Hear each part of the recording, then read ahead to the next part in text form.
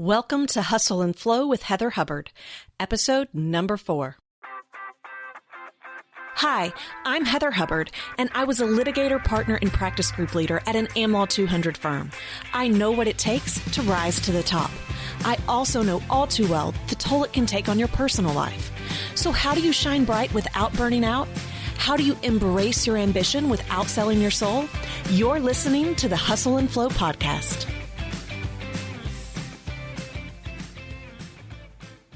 Welcome back.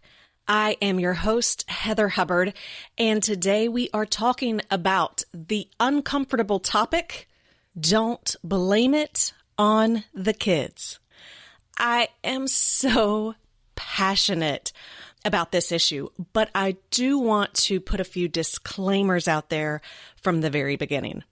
And the first is, this has nothing to do with passing judgment on parents. Okay.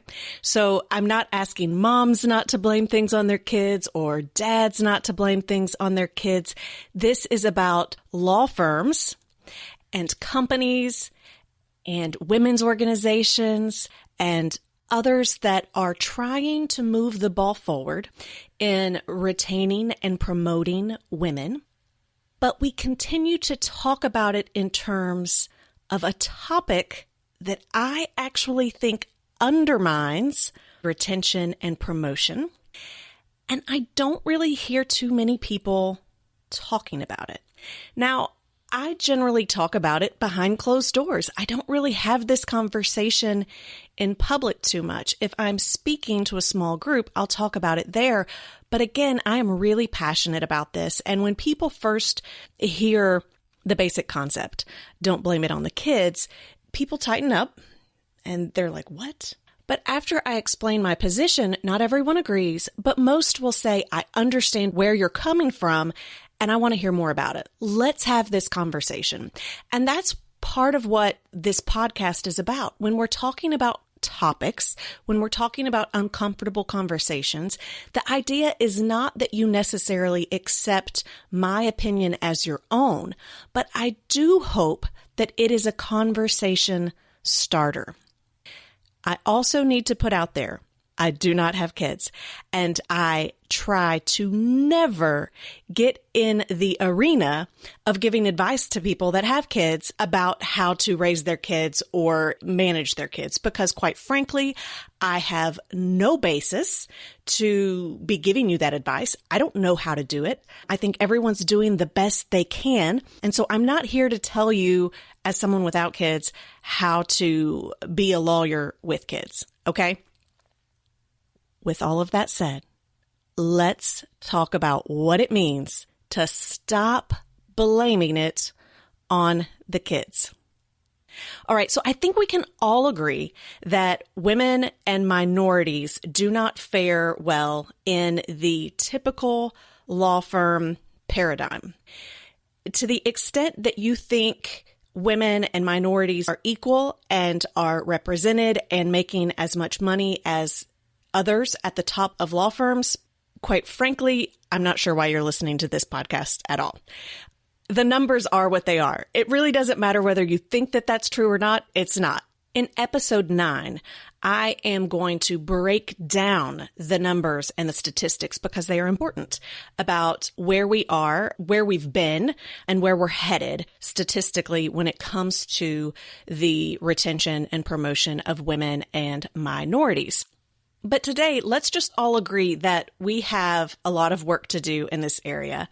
And although corporations seem to do better in their legal departments than law firms, that's still not ideal either.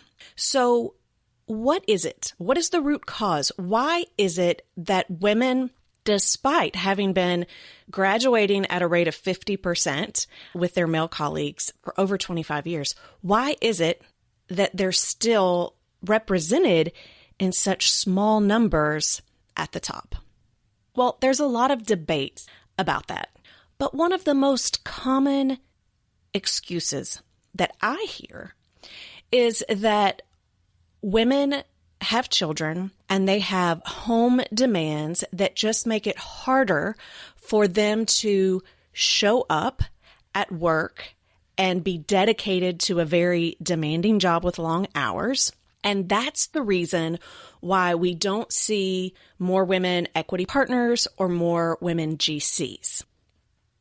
And I'm not buying it. And quite frankly, I am so sick and tired of hearing that excuse given. Now, I am not taking anything away from how hard it is to be a parent. And yes, how the demanding hours definitely impact your ability to be at home, be a good parent, and also be a good lawyer. I'm not taking anything away from that at all. But I do not think that that is the core issue. I do not think that that is the number one reason that is holding women back. And as long as we are focused on that conversation, I don't think we're ever really going to make much progress. So when we say that the reason why women are not as successful because they have children, it does not explain or account for the women like me that do not have children. So I've been in many situations in law firms and in leadership councils and other roundtables where I'm speaking to upper management, and they typically are older white men, and they bring up this issue of, well, women have to take care of the children. And I say, well, what about women without children? And there's a pause, and they don't really know what to say. And they were like, well, it's probably not an issue. Okay. But you've lost a lot of really good women that did not have children. If you want to get honest and really look at the numbers, my guess is, and I've not seen the numbers for each and every firm, so right, I can't say this definitively, but my guess is that while the women without children probably fare somewhat better than the women with children, they still don't fare as well as the men with or without children. And if that's the case, then what's going on there? And it certainly doesn't account for the fact that male minorities still struggle as well. They also don't fare as well as white men in law firms and corporations. And if the issue is kids, if it's home responsibilities, well, why is it that minorities that are men, why would they have those issues any more than a white man? And I think that's where we really start to see the fallacy of that argument. This has nothing to do with children. Now, again, I get that having children is a legitimate issue and that it impacts how you show up as a lawyer. But I would like to see that more in terms of parenting, not just motherhood, and we'll get back to that. But stop blaming it on the kids. The real reason why women are not being retained and promoted is the same reason why men that are minorities are not being retained and promoted. First and foremost, it's about unconscious bias. And unconscious bias has absolutely nothing to do with children or obligations at home. And if that's the real issue, if that is the key driver that's holding women and minorities back, unless and until we address that as the issue, it doesn't matter what all we do related to children. And so I personally think that talking about children has become a somewhat easy topic. It's actually not as uncomfortable as it used to be. When you hear stories of women that were one of the firsts, right, going through law school, when you hear about Sandra Day O'Connor graduating at the top of her class at Stanford and unable to get an attorney position, she kept getting offered secretarial positions and ended up going to work for the government because no law firm would hire her as an attorney. When you hear those women talk about trying to become an attorney, it's my understanding that talking about children, that talking about your husband was a big no-no. because it was already hard enough to get in the door and to be taken seriously. So if you were talking about children, if you were talking about your husband, if you were talking about work-life balance, you weren't getting a job. It was not a comfortable conversation to have at all. Luckily, we have made progress, right? It's not as bad as it used to be. We have made progress. And in fact, it's now pretty easy to have that conversation. It's very, very common, and I think you would be hard-pressed to find a firm that is not at least talking about work-life balance, that is not at least talking about parenting and maternity leave, paternity leave, flex hours, spending time with your children. That is very commonplace. It is no longer an awkward conversation. But because in many ways it has become the low-hanging fruit, it has become the easiest conversation to have, it has suddenly become the focus of many women's initiatives and the focus of trying to retain women. So we talk about flex schedules. We talk about contract work.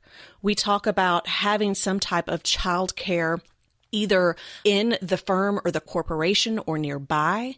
We talk about offering extended hours childcare if your child is sick or if you need to stay late and the firm or the company will help pay for that. We talk about breastfeeding. There's a lot of pumping rooms. These are easy conversations and they're the ones that we're having. How do we bring women in and how do we do it in a way that allows them to do so with children? And there's nothing wrong with that. But two things are happening. One is I think a lot of women are getting really discouraged with these initiatives and with these conversations because, one, they feel like it's not really focusing on the true issue. And two, for women that don't have children, suddenly they actually don't feel like they have a seat at that table anymore. And I've also heard men complain that they don't have a seat at that table and it should be about parenting, not just motherhood. And I know people feel very, very strongly about this. I know many mothers that say, you don't get a seat at the table. We don't have to figure that out, right? But the more people that can come together that want to make a positive impact, the better. And the more that we compartmentalize it into really small issues, we're not really winning. We're not really making progress, even though we think that we are getting certain concessions. The second thing that it's doing is it's taking the conversation away from what really matters. It's taking the conversation away from unconscious bias, because if management is constantly hearing from the women's initiatives or the women's groups or the industry at large that the real issue is making accommodations for mothers, then they can just keep making the accommodations and then say, well, we're making the accommodations. I don't know why they're not staying. I don't know why they're not succeeding. You said this is what you want. We're giving it to you. We don't know what the problem is.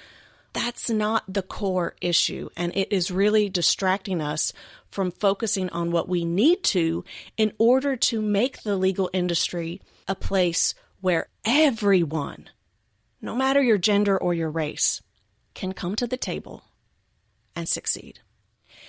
And in many ways, I think that our conversations around alternative paths with flex time and contract work, in many ways, I think it's actually backfired. And again, we're going to talk about this in episode 9 when we look at the numbers. But there are more women in those roles than men. And there are now more men in the partnership and equity roles than ever before. We've actually gone backwards. And I think part of the reason why is because we're not addressing unconscious bias. We tend to see people come in, whether it's at a company or a law firm, and we want to be productive, we want to be efficient, we want to be profitable, and we make assumptions. We make assumptions that perhaps women would be better in those contract roles. Because let's be honest, women can get things done. And women generally do very well as associates because they can get things done. They sometimes struggle when they then go into that partnership level because the rules change and it's less about getting things done. So the more women you put into these contract and flex roles, if that's their decision, if that's their choice, then great. But if they're suddenly having to settle for that and it's not their choice, that's a major problem. And we need to be aware that it is happening, because I hear people in those roles complaining about how they no longer have opportunities. I hear them complaining about how that's not what they want, but that's all they're being given. We have to keep in mind that by creating new alternatives, that perhaps it's not a choice, and we're now actually institutionalizing the bias that exists. And in that way, we're going backwards. Okay, so if I don't think that children are the problem, that children are the reason why women and minorities are not being retained and promoted, then what is it? And I've already mentioned unconscious bias, but I think that there are really 4 major issues that we need to be addressing if we want to solve this problem. And I do think it's solvable. I don't want to suggest that things can just change overnight. But I do think that if we're willing to focus on what's really at issue, we can make a ton of progress in a shorter amount of time than perhaps we think is possible. All right, so what are these 4 issues? Well, the big one, number 1, I've said this one over and over again in this episode, it is unconscious bias. Notice I'm not saying conscious bias. I do think there are people out there that genuinely believe that white men can do it better, but I think that is a very small minority. I genuinely do not think that most of the men and the leaders and law firms and corporations genuinely, in their heart of hearts, think that they're better. I don't think that's the case at all. But I do think that unconscious bias exists. And I don't just think that, the studies show that. I think most of us are now pretty familiar with the Howard-Heidi study that came out of the Harvard Business School. But if not, I'm going to give you a brief recap. So there was a study that was done at Harvard Business School, and half of the students received a piece of paper that kind of outlined an entrepreneur, what he was doing, what he was like, his skills. His name was Howard. The other half of the room, they were given the same piece of paper. Everything was the same except the leader's name was Heidi. The descriptions were the same. Every single word on the page was the same except for Howard and Heidi, him, her. That's it. But the results of what the students thought were remarkable and frightening. Both Heidi and Howard were viewed in the same light when it came to competency. They were both considered hard-working, successful people. That didn't really change whether it was Howard or whether it was Heidi. But whether that person was perceived as likable and someone they would want to work for totally changed. Howard was seen as someone that was a leader, that someone would want to work for. He was hardworking. Heidi was seen as selfish and someone that would be difficult to work for. Not a single word changed except the name. That's the very concept of unconscious bias.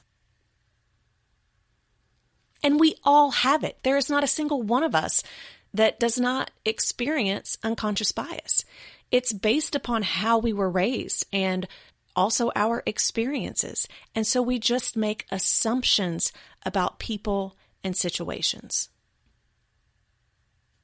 This is such an important topic that I am confident we will do multiple episodes on it over the course of the next few years. But it's not just from these random studies at business schools. I will tell you this is not a formal study, but I have talked to a lot of lawyers. Even when I was practicing, I made it a habit of doing what are called exit interviews, and I did them with anyone that left law firms to go in-house, period. I mean, literally all over town and even outside of Nashville. I was always asking people, why did you leave? Because I was curious. I wanted to get to the bottom of what the problem really was all about. And during one of those conversations, something interesting came out that very much reminds me of the Howard Heidy study. There were 2 attorneys at the same law firm, both going in-house. One was male, one was female. And I did not talk to the male, but I did talk to the female. And she pointed out how disturbing the conversations were with her and her male colleague. They were both friends, so they were having open conversations about this. And she said that the other partners from the firm and the community were coming up to her saying, I completely understand why you're going in-house. You have children. You need to take care of them. It will provide you a more stable schedule. I totally get it. We support you. That conversation looked a lot different for the man. The conversation for him was, we totally get it. We know why you're going in-house. It is a great business and career opportunity for you. And you have a lot of potential in this area and can do well at a company. They had the same position at the firm and they were leaving for the same position at this in-house company.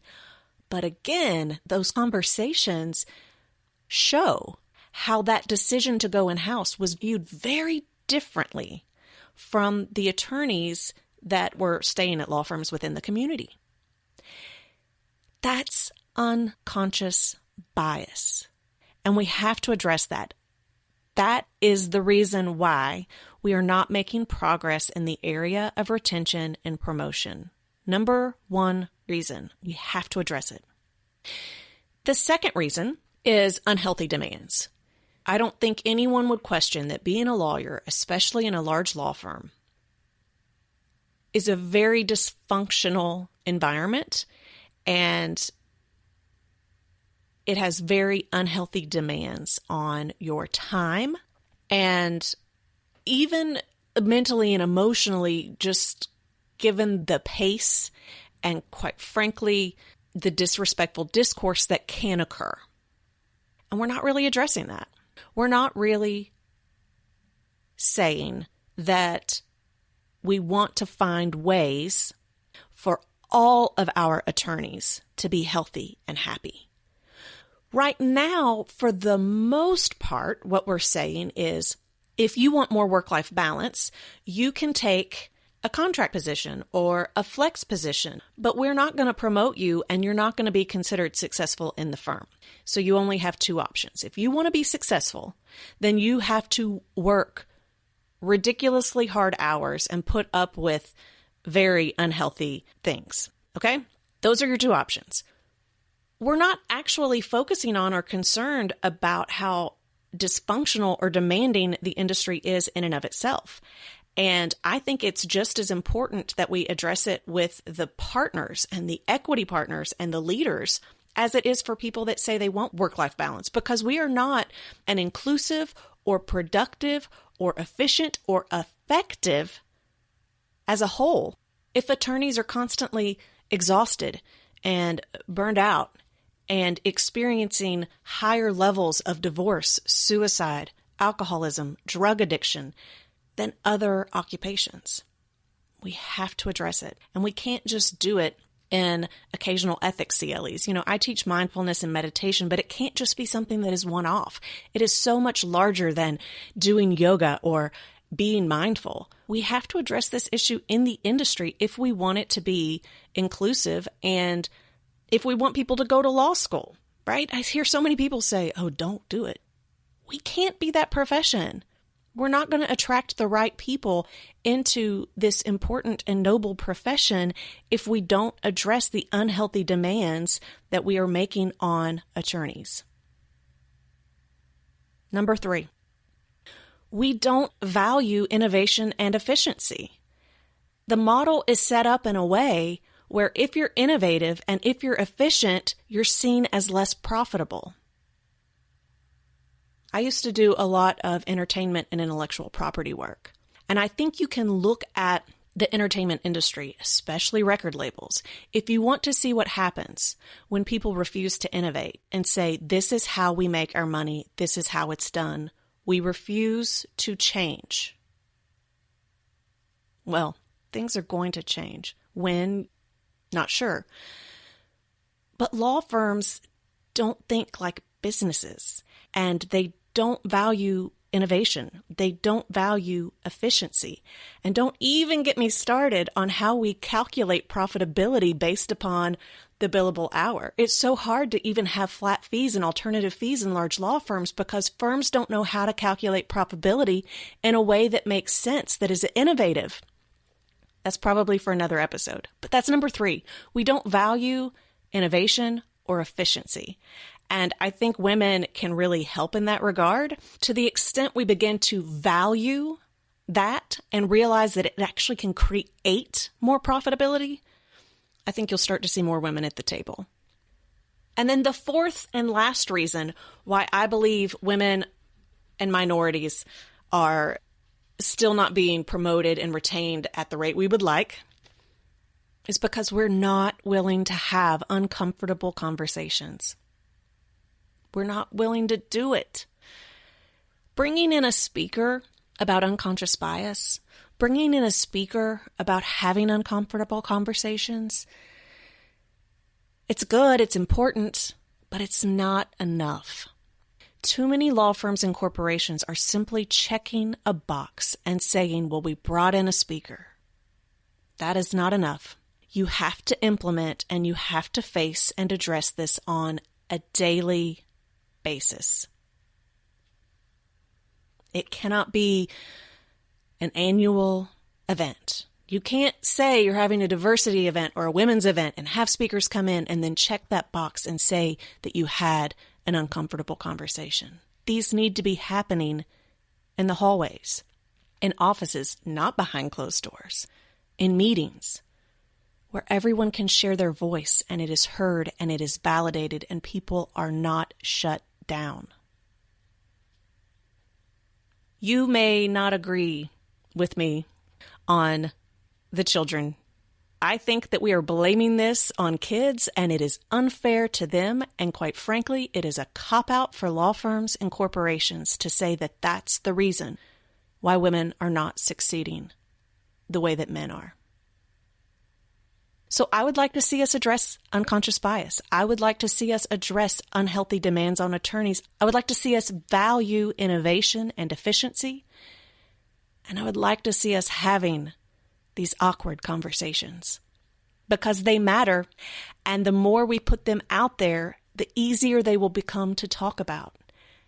And just as it used to be hard to talk about children and husbands when women were becoming lawyers for the first time, it will be just as easy to have these conversations about unconscious bias and unhealthy demands and dysfunction and profitability from the perspective of doing something new and different.